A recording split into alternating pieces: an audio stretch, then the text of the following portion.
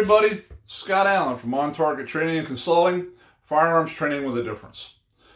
Today I'm coming at you with our third episode in our video series, So You Want to Conceal Carry. This one's going to be talking about the considerations in choosing a handgun for concealed carry. You have such a selection out there today of guns to carry. It is the golden age for us gun owners. There are so many choices out there. I would be remiss to tell you, you got to have a Glock, you got to have a Smith & Wesson, you got to have CZ. That's up to you. Everybody's different. All you can do is take into consideration what people have advised you, suggestions and that kind of thing, and come up with your own solution as to what's going to work for you. But a little bit of knowledge ahead of time might keep you from spending a lot of money that you don't necessarily need to. So back when concealed carry came to New Jersey, back after the Bruin decision, I first started carrying my duty weapon. Now all the weapons I'm showing in the video today have been checked, they're unloaded, and I'm the only one in the room. The camera's on a tripod, so I'm not pointing the gun at anybody, for those of you that are concerned with the safety. This is an M&P full size, M&P 40 full size. Okay, this has been my duty gun on my day job since 2014. It has never failed me. It has got a 9mm conversion barrel in it. It has been a really dependable gun. I've got a couple of competition match wins with this gun. So it's done yeoman's work. The problem is it's rather large and it's rather heavy. Most people would not want to carry a full-size gun, but you do you. Tom Gibbons, a range master, carried a Glock 34 long slide for many years concealed. Back in the day when we didn't have much choice, we carried full-size guns. So if it works for you, it works for you. But most people are not going to want to carry something this size. Back in the 80s, I carried, for my job at the time, a Smith & Wesson 3rd Gen 45 full-size gun. It was a big, heavy gun. I'm a big guy. I could get away with that. A lot of the smaller people couldn't. So what do most people want to carry? So most people start off with carrying guns, the compacts, okay, like the Glock 19. They'll go to the gun store or some friend or whatever will say, hey, listen, you want to start out with a Glock 19. Yes, it's smaller. It is still the proper size for good shooting ability. People shoot it well. In fact, a lot of departments, they have Glock 19s as their duty weapon. So it's a good fighting gun. When I started carrying the smaller compact, I started with the PX4 Storm Compact. Ernest Langton of Langton Tactical Technologies put out a video that said, hey, listen, this possibly is my Glock 19 in DASA, or traditional double action weapon. Now, it's a shortened butt, shorter barrel, so it doesn't take up as much space, doesn't print as easily as the others. But this is traditional double action.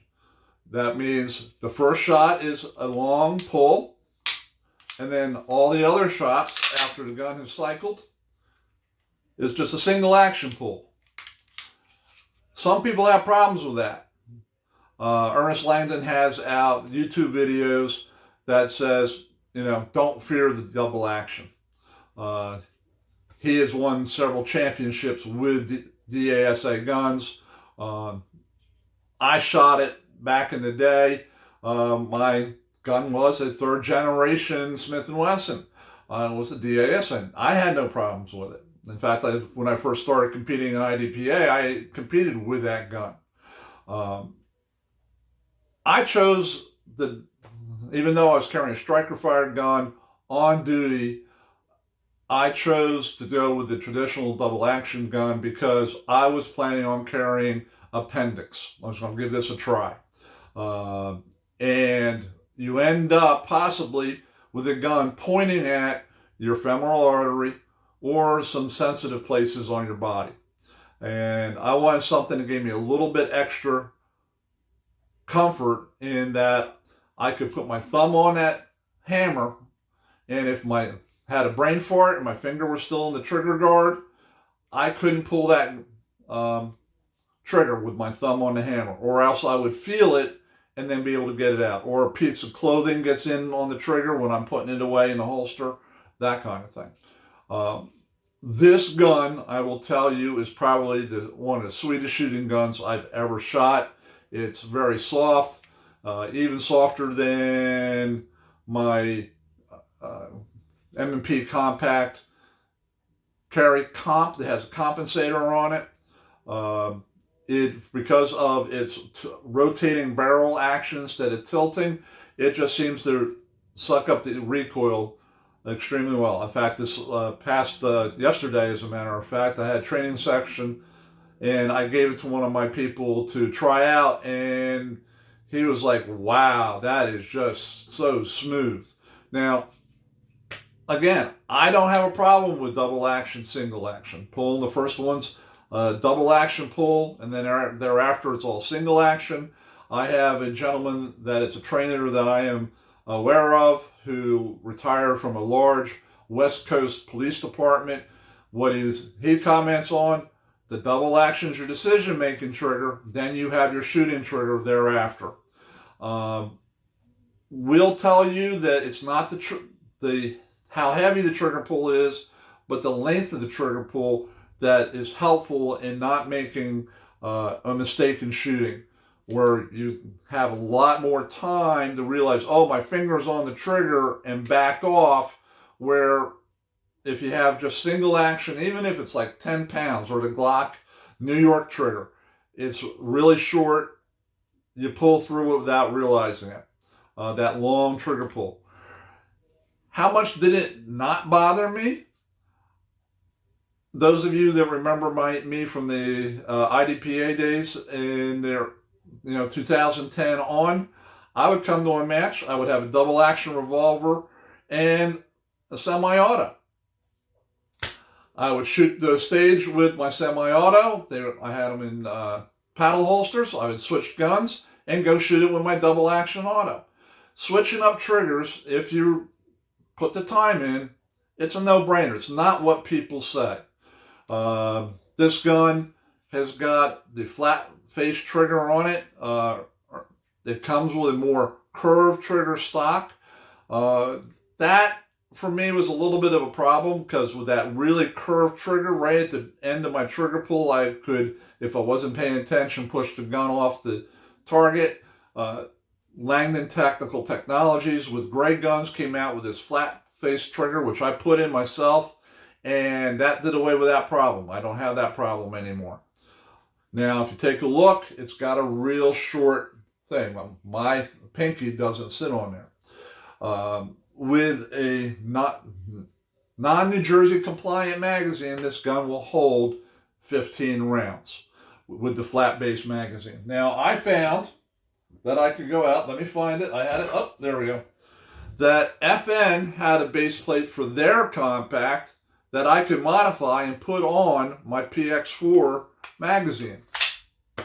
And now all of a sudden I have a full size grip, but it doesn't show underneath clothing because it's clipped. They used to do that on the 45s. They would clip off the corner so it wouldn't print so much.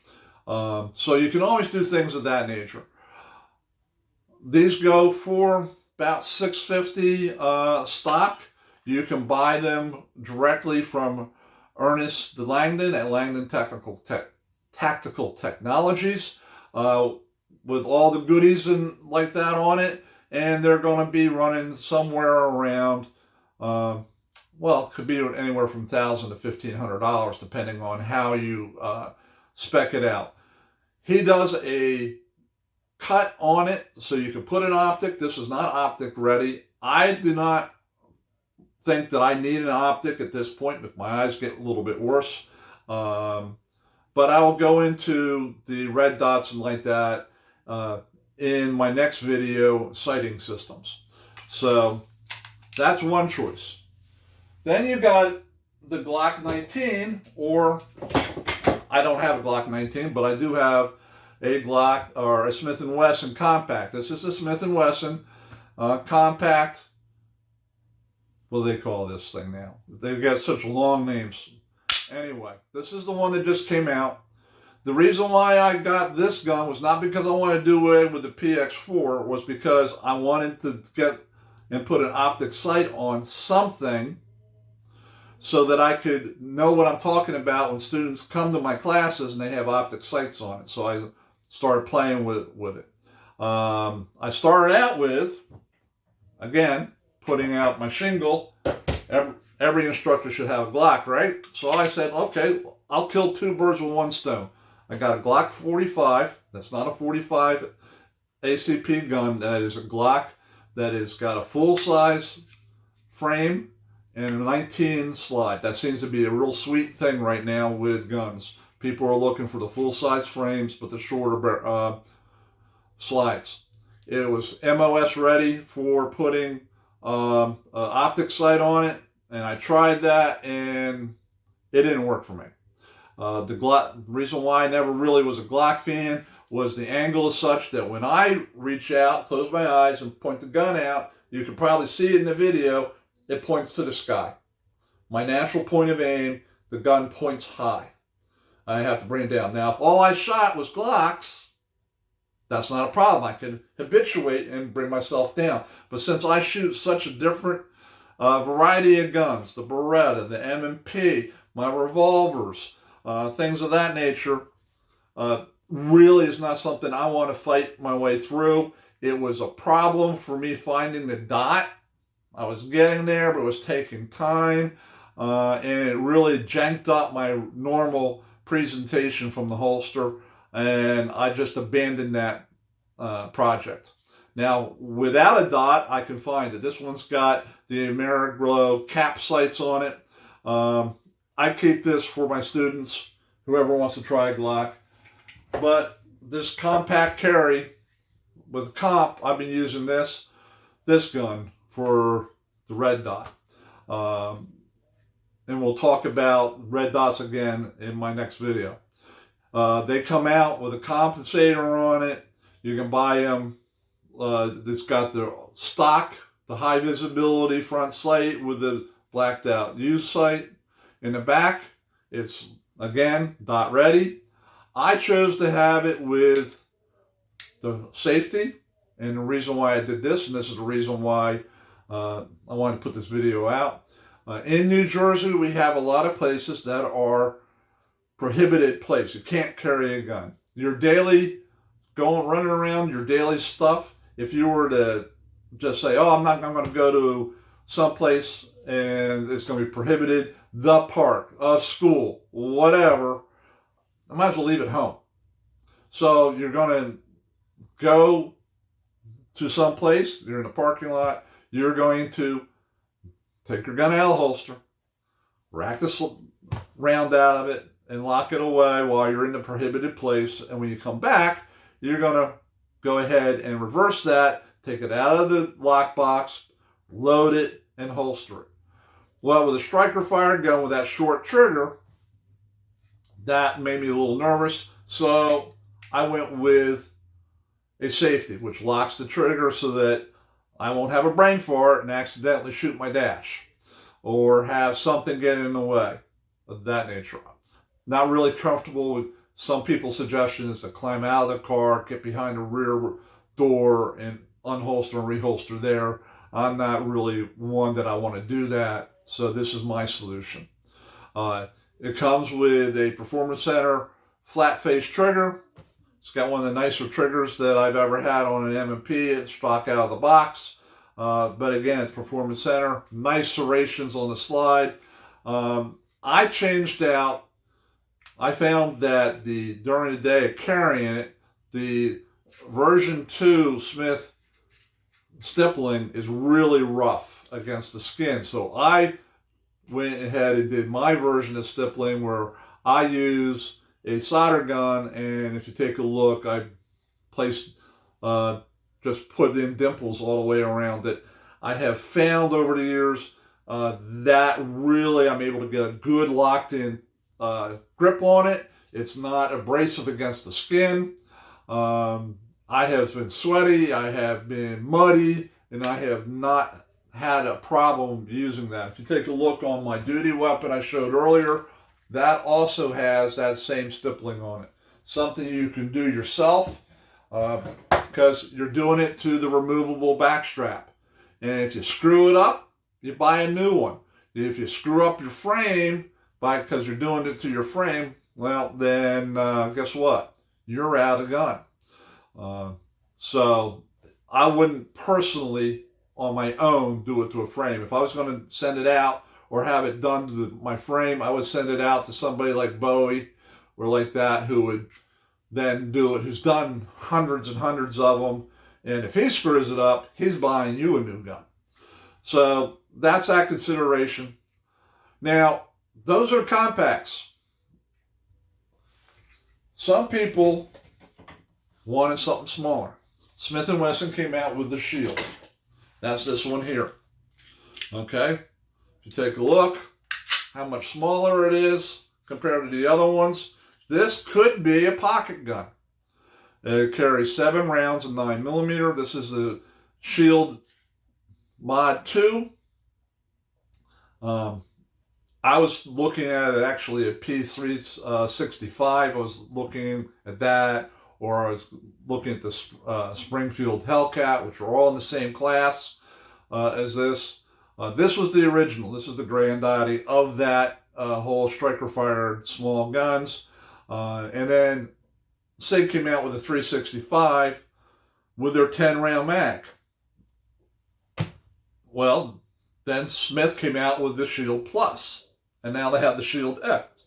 Because while people like how thin it is and smooth and the little bit shorter barrel, they really wanted more grip and more capacity than the 10. Now, as you can see, I, again, can't get my finger on anything here. If you take the stock 7-round mag, okay, which was a flat base plate, like I said, that could be a pocket pistol. Well, I put in because of how much I don't envision using this as a pocket pistol. So you can get these on everybody's place Amazon Marketplace. You can get these finger buffers, and if you take a look, it gives me a full purchase on it. Or again, this is their Smith's 8-round mag, and I put a 2-round extension on it I got from Midway USA. Now I have 10 full rounds. And it's a pleasure to carry inside the waistband holster, which I do, even with the 10-round magazine in it. So now I have a New Jersey compliant and gun that I could carry with 21 rounds with the reload. One in the chamber, full magazine, and then my reload. I carry the reload in a pocket holster. I have it here somewhere.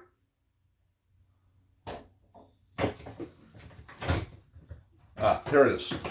Just fits in my magazine fits in there. It fits in my pocket. And you never really see it. So, there's that. Now, like I said, even the SIG 365, you now have the 365X, the X Macro, the Macro Comp, Hellcats, which are basically the same size pistol. With those, you have the Hellcat Pro. There are also other guns out there, the Taurus G3. I will tell you that 15 years ago, I would have done my best to steer you away from Taurus, but they have seemed to step up their game quite a bit. So I would, if that's in your price range and you like it, that's fine. For me, this one, I'm in a 10-round state. I can't get magazines over 10 rounds. So getting a 13-round or a 15-round magazine doesn't get me anything because I have to carry a 10-round mag. When I was looking at the counter at the new guns and like that, I said, well, there's nothing really here that's floating my boat. Let's go take a look at the used guns. And my eyes were just drawn to this gun that was sitting on the second row down. Boom. It was right there. My eyes went to it. $240. It was used, but the only way we knew that it had ever been shot or whatever was looking at the followers on the magazine. It had a little bit of markings on it where they'd been loaded, but looking at the gun, the salesman and I were like, that gun's never been shot. It had one of the best triggers I've ever felt on a striker fired gun out of the box. Also, this has the safety on it. Is it small? Yes, it's a small safety. But I don't envision using it once it's in the holster. Basically, if I have to go to a prohibited place where I have to download the gun, I draw the weapon, put the safety on, then I do the manipulations. And then when I come back out, reload the gun, I'm about ready to put it in the holster. As I'm sliding in the holster, I take the safety off. Now, it's pretty stiff. I don't foresee accidentally putting the safety on, but also I can manipulate the safety to take it off fairly easily should I accidentally put the safety on and find myself with a dead trigger. So, there's that consideration.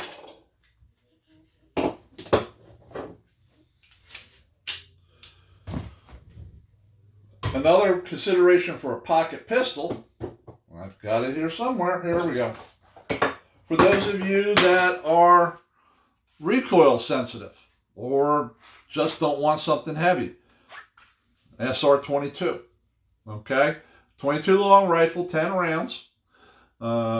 If you guys remember my caliber selection video when I talked about Greg Elephant's study in 2011, the 22 actually, as an average number of rounds to stop the fight, it was the clear winner.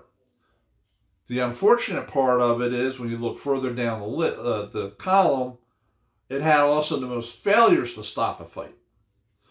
If you are going to carry something like this, or maybe even an LCP 380 or a Smith & Wesson Bodyguard 380, one of the smaller sub-caliber guns, just remember one thing. You're not going to have the ability to defeat barriers like you can with a 9mm, or more able to do with a 9mm. And you want to carry, well, 380, you probably get a critical duty or critical defense round for it. But for the 22, you want something like Federal Punch, which is solid, designed to penetrate far enough to hit those critical areas of the body to stop hostile action, or CCI Minimag Solid. Do not carry hollow points in 22 long rifle. They are designed for small game. Human beings are not small game. So you've got this. Again, you've got the LCP in 380. You have the Smith & Wesson Bodyguard in 380.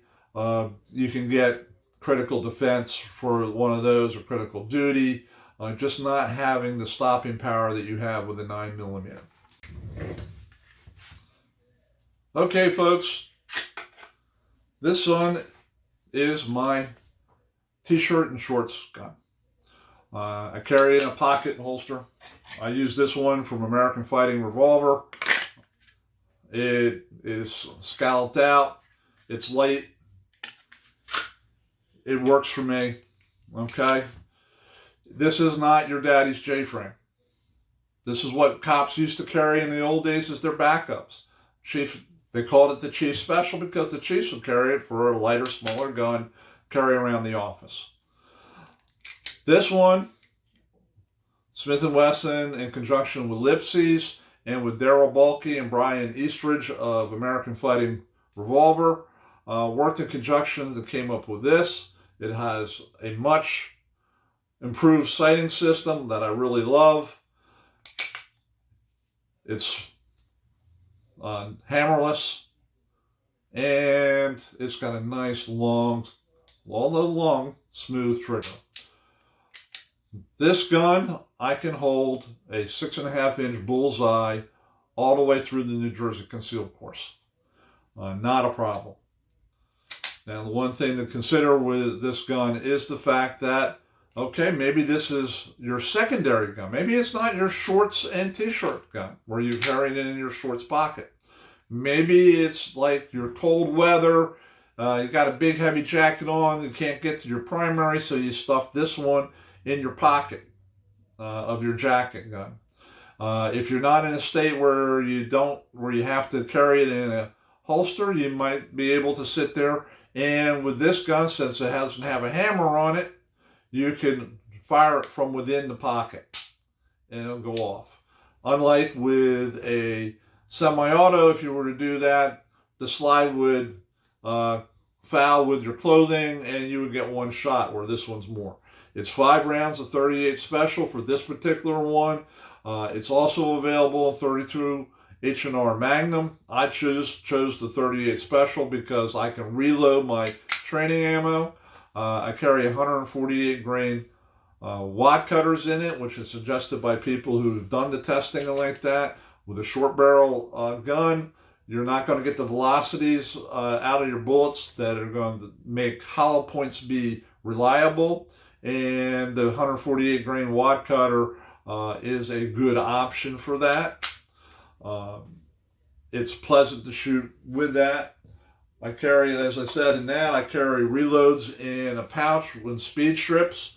I carry 148 grain wad cutters here because back in the 80s when I competed at PPC, I could reload flat-faced wad cutters very well. But a lot of people will carry a pointed cartridge as a reload. This has chamfer chambers in it. This, if I'm all honest, this is my one, maybe two bad guy gun. If you remember the Greg Elfrit's study that I talked to you about in the last episode, where you're going to only be able to hit, probably, odds are, 75% of the time. So only 2 or 4 of these rounds are probably going to hit target. If you look at the odds. All right. You're going to understand that, okay, it's going to take more than one round to stop them. So if I'm lucky, I'm going to be able to get 2 bad guys to stop with this if I put 2 rounds each on them. But probably more like one bad guy gun. Something to keep in consideration. The other thing is, this is can be my get off me gun. I can actually, if I'm in an entangled embrace with somebody, and I could then push this into them. I don't have to worry about the slide moving back and coming out of battery and not firing. And I can hopefully get the person off me with that. So that's consideration for that. One thing you got to remember with these shorter guns is the fact that hollow points aren't as effective. In your compact guns, like your PX4, or maybe your M&P compact, or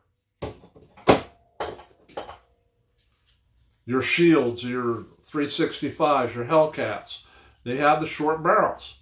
Hollow points, depending on the bullet, you're not going to get the hollow point to open the way it normally would.